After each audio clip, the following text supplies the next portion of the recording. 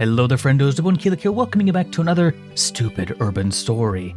If you remember last time, we read an amazing story about what exactly to do with one of those pesky cursed games that show up whenever the mailman decides to do his job and deliver them, which is a lot here in Creepypasta universe as it turns out.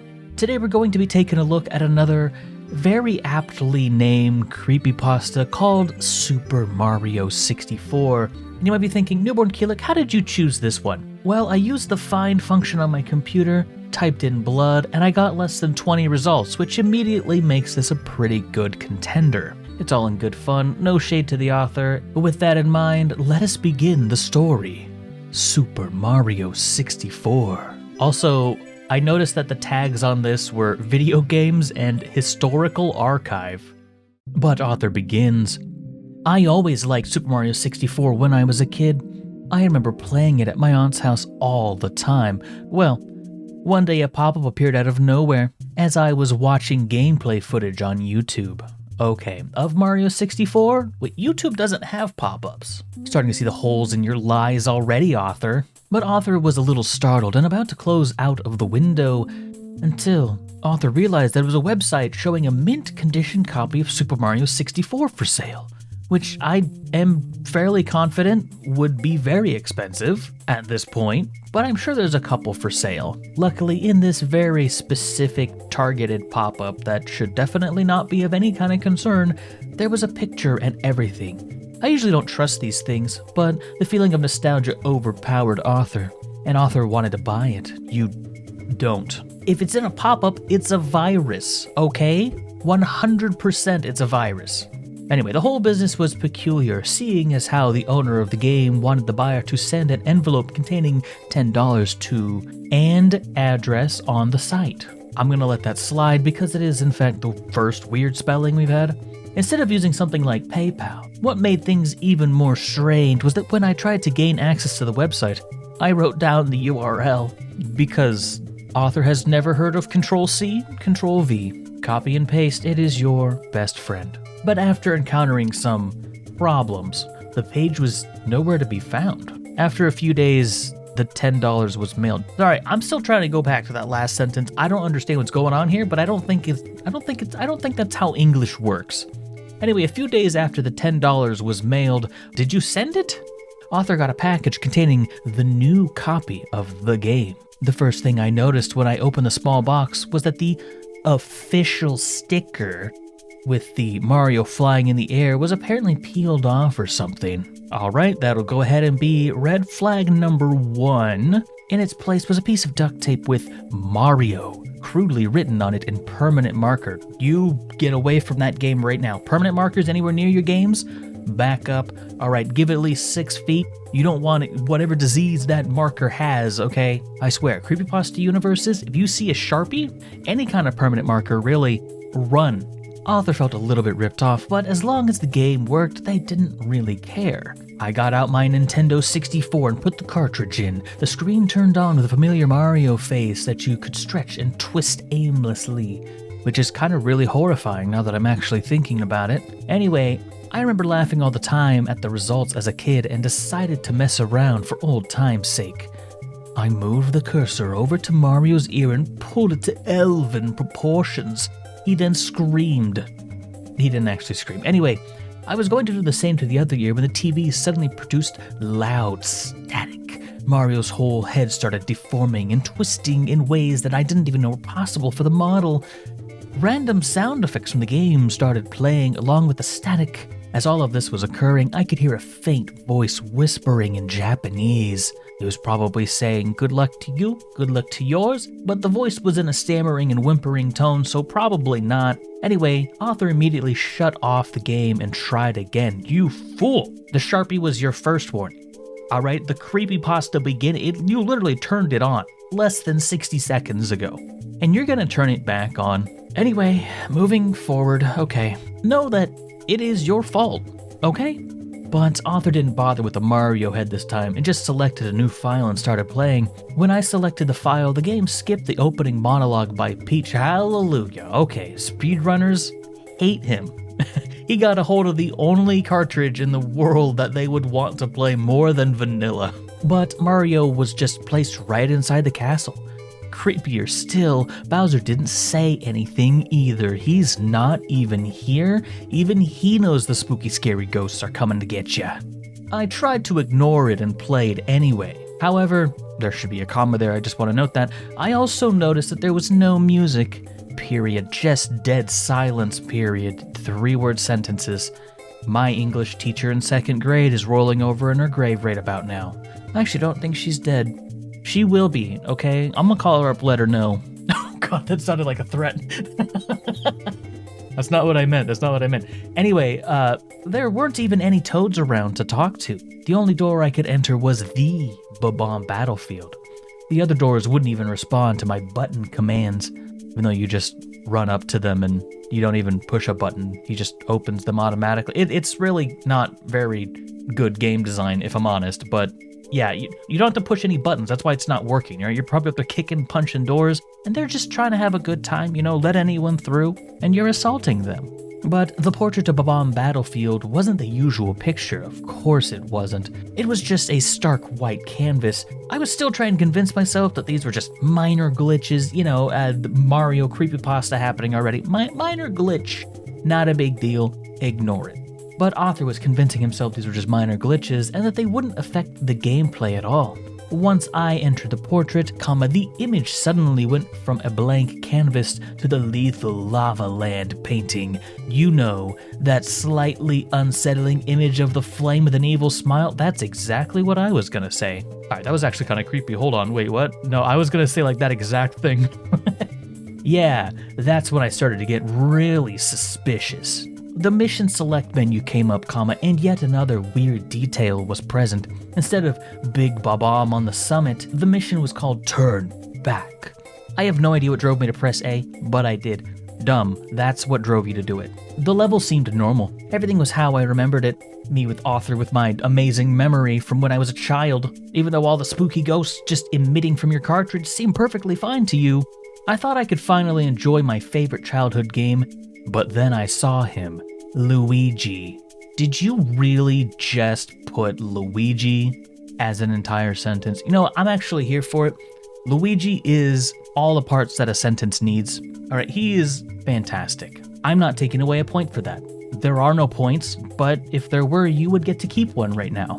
Arthur was absolutely shocked. He was never in this game. His model wasn't even a Mario palette swap. He looked like a completely original model.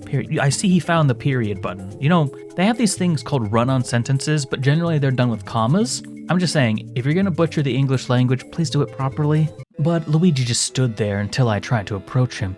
He started running at unexpected speeds. I followed suit and went through the level. Strange things happened as I pursued him. Each time I picked up a coin, the enemies and music would get slower, and the scenery would look darker in color and a bit more morbid.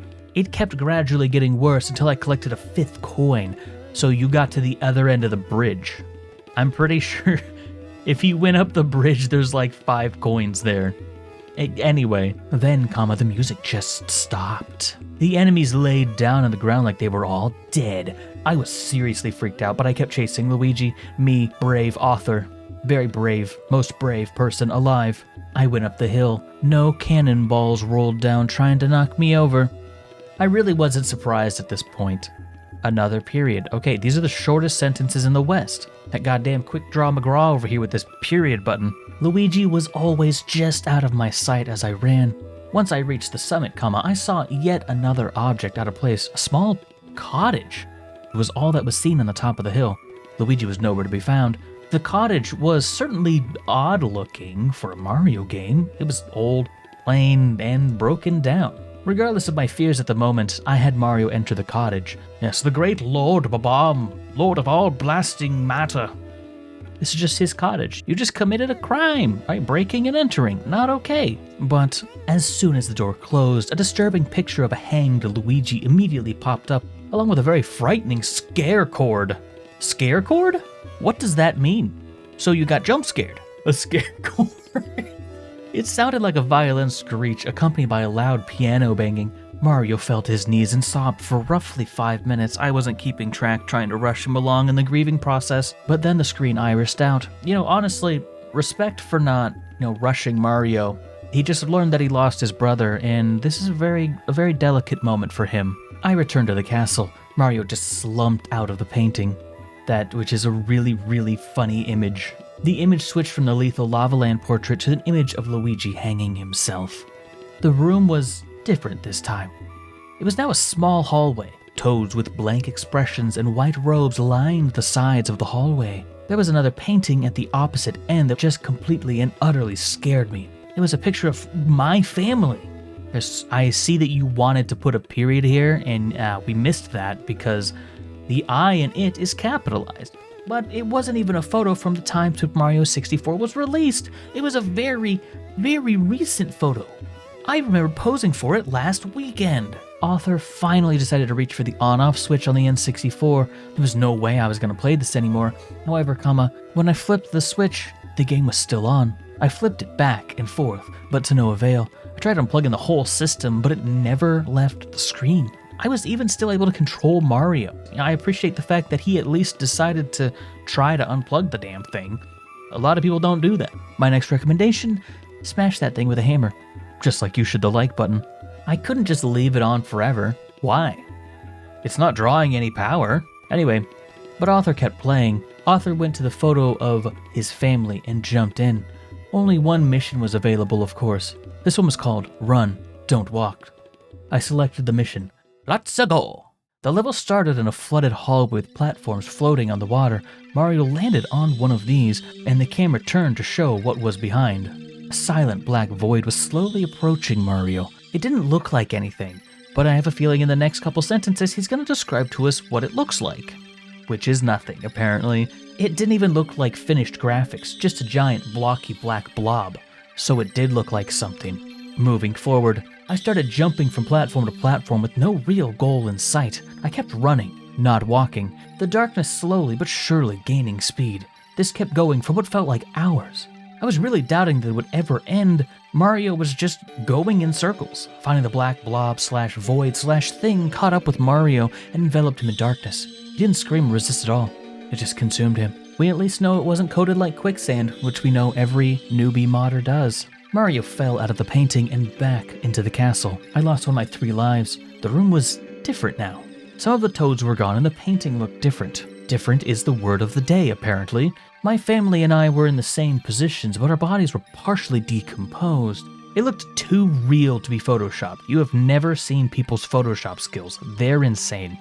But it looked more like someone just took our dead bodies and posed them. Regardless, I jumped into the painting again. You damn fool. I'm not even there, and I know where this is going. And so do you, I have a feeling. But yes, Author jumped back into the painting. Mario was in a small room.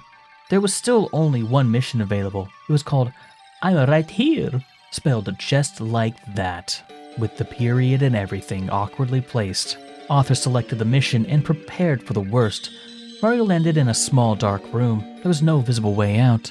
The room was empty except for a piano in the corner. I knew what that meant. I was stuck in here with the mad piano, the most legitimately terrifying thing in the game. This is probably the closest we have to actually being spooky. But Author approached it and it started chasing him as always. There was no way to damage it, so I had no choice but to let Mario take damage. You could walk away. It's not really bothering you. It's just a little territorial. And you just decide to go bother it. When Mario lost all of his health, the usual death animation didn't happen. Mario just got mauled by the piano. Okay, I'm gonna go ahead and here's the one instance of blood in the entire story. So once Mario lost all of his health, the usual death animation didn't play. Mario just got mauled by the piano.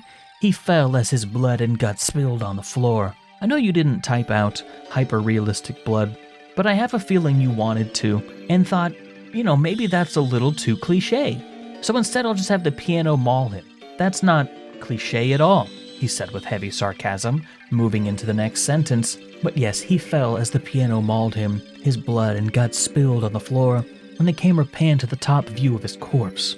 A distorted version of the merry-go-round music from Big Boo's Haunt was playing as the screen slowly transitioned from the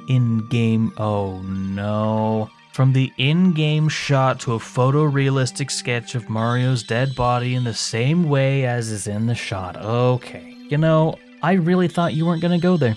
At least you didn't say hyper-realistic. That's just creepypasta bait right there, but photorealistic is, only a step down, so shame on you. Shame on you. But Arthur thought this was very unsettling. Arthur was crying softly as they gazed upon the image. I lost another life. The photo of my family was shown again. We were even more rotten than before, and you're gonna keep going, aren't you? The view zoomed into the painting like I was warping again. I was greeted by a shot of Princess Peach's castle from outside. The castle was crumbling in ruin. The fields were on fire. Oh, so it's essentially the intro to Super Mario Galaxy, but the sky was pitch black. Bowser's laugh played in a loop in the background as children mockingly chanted, "You couldn't save her." Okay. This went on for a long time, until a close-up of Princess Peach's face accompanied by an extremely loud screech. Another scare chord? Accompanied by an extremely loud screech interrupted the loop without notice. Peach's mouth was wide open as if she was screaming, and her eyes were empty black holes. Of course they were, because that's the spookiest thing that can happen. Someone's eyes not being the right color. Suddenly, Arthur was back in the hallway as Mario was once again ejected out of the painting. Now all of the toads were gone, and me and my family looked positively repulsive. Maggots were wriggling around in holes in our flesh. Guts were spilling out of our bodies. My dad's eyeball was hanging from its socket, because of course it was. You can't have a zombie without an eyeball hanging out still attached. It's kind of classic, really. It was too much to bear, but something still urged me to trudge on. That stupidity gene coming back in, isn't it?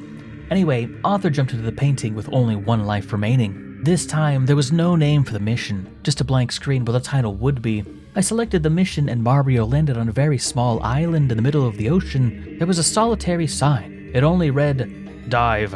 The ocean was dark and empty. There were no fish. I wasn't even able to see anything in the water besides Mario. I swam downwards and kept going for quite some time, yet Mario never ran out of breath. I counted roughly 10 minutes with my stopwatch out and ready for this exact scenario. But 10 minutes of swimming until I decided to go back up. Just as I turned Mario around, it came. A huge, and I mean huge, Unagi the eagle came out of nowhere and swallowed me whole. I was dumbfounded. It went by so fast, I wasn't even sure what I saw. The game over screen didn't show up. All that happened was a fade out. So you got jump scared by Unagi the eel. I can relate, realistically. The photo of my family and I was shown again. We were plain skeletons. Spooky, scary.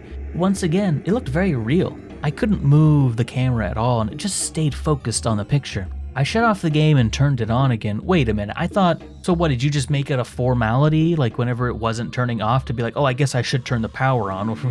If we're gonna make dumb decisions, we may as well make dumb decisions, am I right? But Arthur turned it back on again. Arthur chose their file, but it just went straight to the skeleton photo of my family. I tried this about 3 more times, for some reason that science can't even explain, before giving up. I desperately wanted to stop, but some force kept me from walking away. Stupidity. I decided to select the only other save file. The camera once again focused on the skeleton picture, but this time they were in a different position, as if they were a different family. Chat, part of me wants to respect this for not saying, oh, a hand jumped out of the screen and, grabbed me and dragged me down into the console or anything.